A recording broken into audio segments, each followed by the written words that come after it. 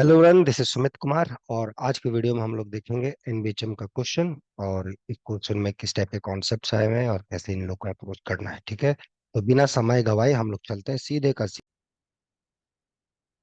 देखो, ये क्वेश्चन आ चुका है हमारे पास। ओके, तो ये क्वेश्चन इसी बार आपके एनबीएचएम का क्वेश्चन है। ओके, सो दिस एनबीएचएम 2023 का ये क्वेश्चन है। ठीक है, देखो क्या है। ये कोई रियल मैट्रिक्स है ऑफ साइज 3 क्रॉस n, जिसकी रैंक R दे रखी है। Given that given that equation on the left below, अच्छा ये given that the equation on the left below has no solution। अच्छा, इस इक्वेशन की नो सॉल्यूशन है। Equation has no solution and that on the right below has exactly one zero। अच्छा, सो इसकी एक solution है, एग्जैक्टली वन सॉल्यूशन। ठीक है, बढ़िया। So on the right below has exactly one solution where x varies over all n cross 1 matrices। Specify all values that n plus r can take। Okay, so question is very simple। Okay, you have 3 cross n matrix. Okay, आपके पास 3 cross n matrix दे दी गई है, जिनका rank, तो एक matrix है A, this is of size 3 cross n, और जिसकी rank आपको दी गई है R। ओके, और बोला गया है कि ये जो दो इक्वेशंस आपको दिख रहे हैं नीचे में, इनमें से एक का तो नो सॉल्यूशन है, इसका कोई सॉल्यूशन नहीं। अच्छा जी, और इसका यूनिक सॉल्यूशन है। इसका है exactly one solution means unique solution. Right, exactly one solution का मतलब हो गया कि यूनिक सॉल्यूशन, एक ही सॉल्यूशन है जी। उस बेसिस पे पूछा जा रहा है कि ये जो आर है, ये आर रैंक, और ये जो नंबर ऑफ कॉलम्स है, इसकी पॉसिबिलिटीज क्या आएंगी, ये क्या क्या वैल्यू रख सकता है। What the question is all about. So basically आपको मैट्रिक्स, उसका रैंक और दो सिस्टम ऑफ इक्वेशंस, एक सिस्टम ऑफ इक्वेशन का नो सॉल्यूशन है और एक सिस्टम ऑफ इक्वेशन का यूनिक सॉल्यूशन है। उस बेसिस पे मैट्रिक्स के साइज और रैंक के बारे में कुछ आपसे पूछा जा रहा है। तो I think this is the straight forward question, जो मुझे लगता है कि लगभग स्टूडेंट्स ने बनाया होगा, जिन्होंने सिस्टम ऑफ लीनियर इक्वेशंस को या मैट्रिसेस को या लीनियर ट्रांसफॉर्मेशन को अच्छे से समझा होगा। कोई बात नहीं, नहीं बना होगा, इट्स ओके। चलिए देखते हैं इस क्वेश्चन को हम लोग को कैसे अप्रोच करना चाहिए। ठीक है, तो चलिए स्टार्ट करते हैं हम। सॉल्यूशन, हाउ टू अप्रोच, कैसे सोचा जाए। ठीक है, हाउ तो कैसे हम लोग सोचे।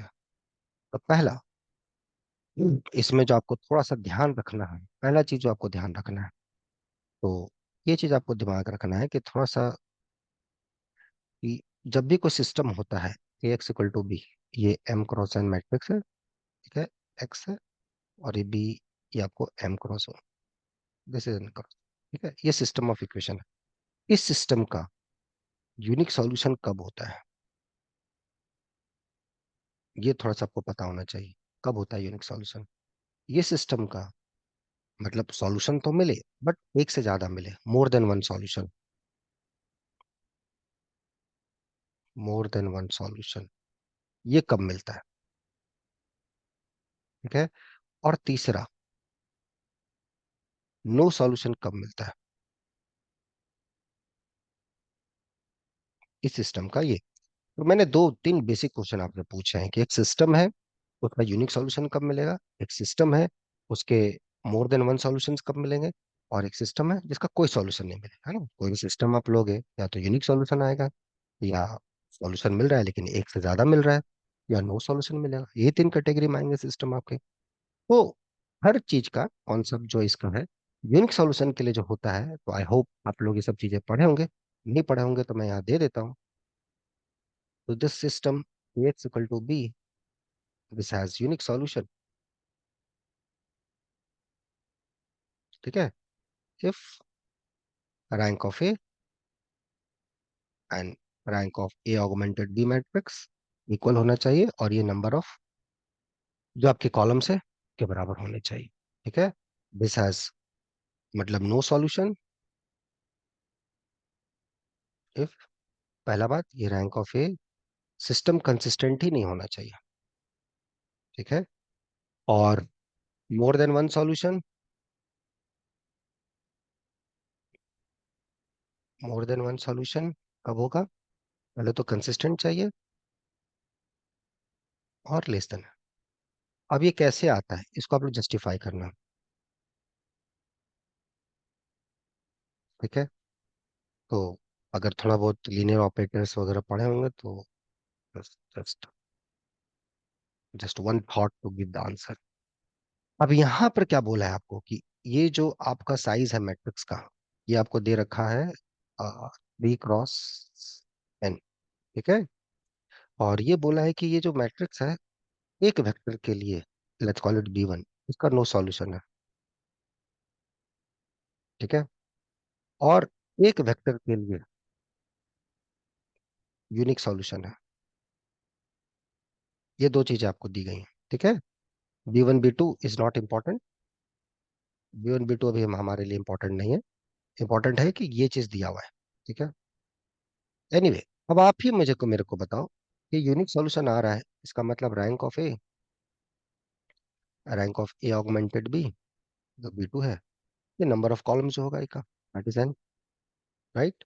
और ये रैंक ऑफ इसने आपको इसने 3 दे रखा है, तो यहाँ से पता चल गया n = 3, राइट। अब अच्छा, rank of A, just second, not 3, यहाँ पे दिया हुआ है r, rank of A is r। ठीक है, rank of the matrix is r, ए का मैट्रिक्स इसने r दे रखा है, सो n = r आ गया। ओके, n = r आ गया, एक्सट्रीमली सॉरी, n = r। इसका मतलब ये जो मैट्रिक्स है, ये जो मैट्रिक्स है ए, ये जो 3 × n है, इसकी रैंक आपने दे रखी है n, ये है n जिसको आप r बोल रहे थे। अब जो रैंक होता है, हमें पता है कि रैंक ऑफ ए मैट्रिक्स जो होता है वो m और n में जो भी छोटा आएगा उससे छोटा या बराबर होता है। तो 3 और n में जो भी वैल्यूज होंगे, n जो होगा या तो 3 होगा या 3 से छोटा होगा। ये पहला बात क्लियर हो गया। सो n और r दोनों बराबर है, तो 3 से छोटे या बराबर होंगे। बट ये आ गया यूनिक सॉल्यूशन, से यहाँ तक आए। नो सॉल्यूशन हो गया, इसका मतलब भैया जो रैंक होगा इस मैट्रिक्स की, ठीक है, और जो ये इक्वल टू नहीं होगी rank, rank of A augmented b1। तो यहाँ से कुछ अभी इंफॉर्मेशन नहीं आ रहा कि क्या बता सकते हैं, तो चलिए आगे हम लोग पहले अब थोड़ा सा प्रोसीड करते हैं। ठीक है, सो हमें पूछा गया है n+r, और ये भी हमें पता है कि n और r दोनों के दोनों बराबर हैं, और दोनों के दोनों 3 से छोटे हैं। तो क्या क्या केस हो सकता है, और एक चीज, r जो होगा वो 1 से बड़ा या बराबर होगा, रैंक जो मैट्रिक्स होगा वो होगा। क्यों होगा ऐसा? रैंक जो मैट्रिक्स की है वो एटलीस्ट 1 होगी। वाई? आर जीरो होगा तो क्या होगा, किसी मैट्रिक्स की रैंक अगर जीरो हो जाती है तो क्या होती है? Zero matrix. और जीरो मैट्रिक्स के साथ किसी भी वेक्टर को गुना करोगे गेट जीरो।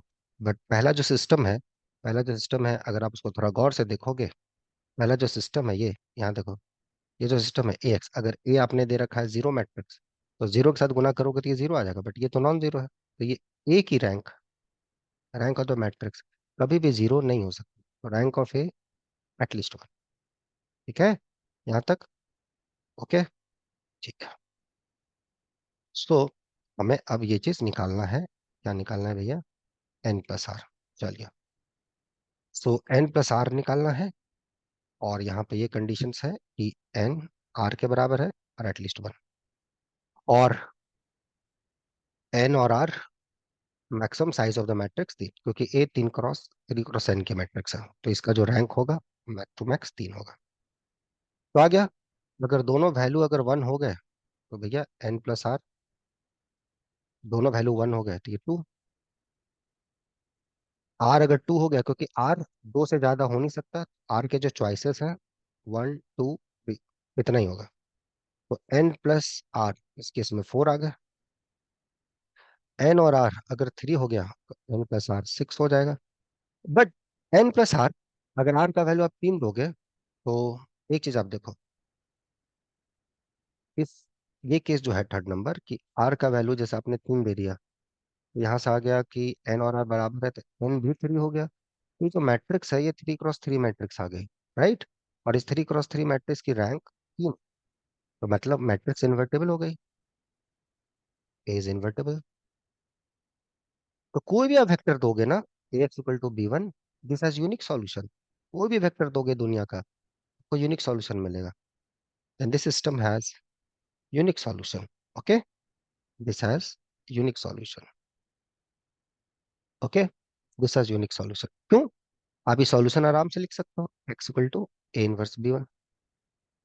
ठीक है, लेकिन आपको जो पहला इक्वेशन दी गया है, फिर से मैं पहला आपको देख रहा हूँ, देखो यहाँ पर क्या बोला गया है। यहाँ पे बोला गया है कि this system has no solution, no solution.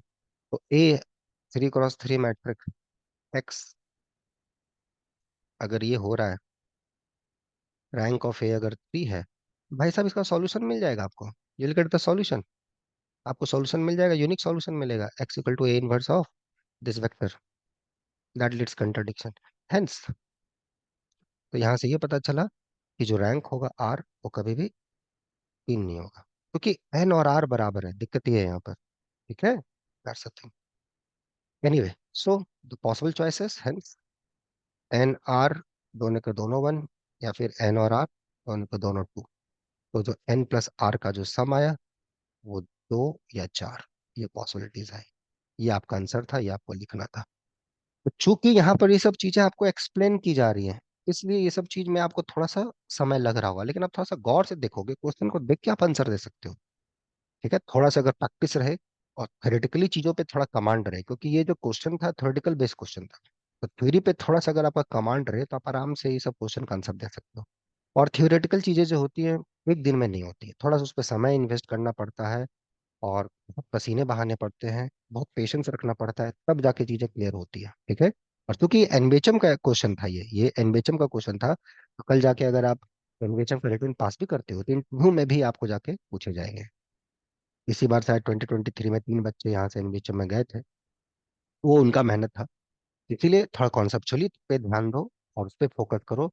और लगता है कि वो सब चीजें बहुत अच्छी नहीं है, उसको आप ठीक करना चाहते हो, and you need a mentorship, you need a guidance. JRF नहीं हो रहा, या जेआरएफ के मार्क्स भी अच्छे से नहीं आ रहे, आगे गेट भी एग्जाम्स है, नेट भी है आने वाला 4-5 महीने के बाद, उसको अच्छा करना चाहते हो, तो अच्छे जगह पीएचडी में जाना चाहते हो, तो यहाँ पे उस टाइप के रेगुलर बैचेस होती हैं, आप ज्वाइन कर सकते हो, आप गणित को एंजॉय कर सकते हो, और इस टाइप के प्रॉब्लम के साथ प्ले कर सकते हो। ठीक है, तो उसके लिए आप मेल कर देंगे nobleforum05@gmail.com पे। ठीक है, बाकी आप खुद समझदार हैं, मेहनत कीजिए, मन लगा के मेहनत कीजिए, समझिए चीज़ों को कि कैसे क्या हो रहा है, और फिर हम लोग मिलेंगे नेक्स्ट वीडियो में, नई वीडियो में। ठीक है, तब तक अपना ध्यान रखिए। Okay, take care, bye.